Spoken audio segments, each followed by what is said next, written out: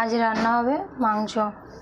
নিয়ে নিলাম 3 পিস আলু, জিরে, গোলমরিচ, আদাটা এতে বেটেছি, আর এটা রসুন, এটা পেঁয়াজ, নিয়ে নিলাম 2টো তেজপাতা, আর নিয়েছি একটু শুকনো লঙ্কা বেটে, আর এই 2টো কাঁচা লঙ্কা দিয়েছি। এবার দেখো, এই হলো ঠ্যাং, এটা গিলে আর মাংস দিয়ে দেবো। সেই লঙ্কা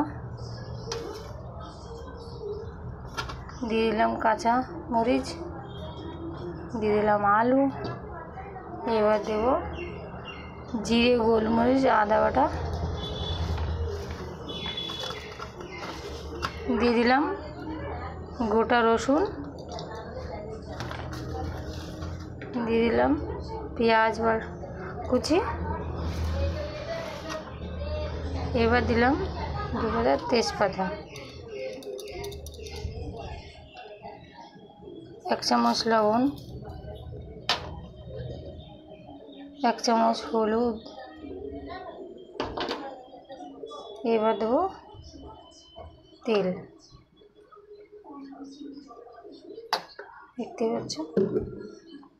এবার এটাকে ভালো করে মাখিয়ে নেব, ঠিক আছে।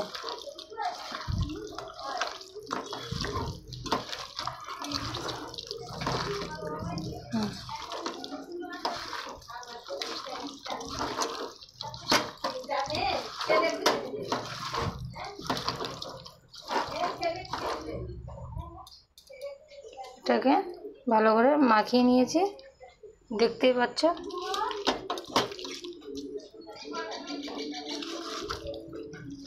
দেখো,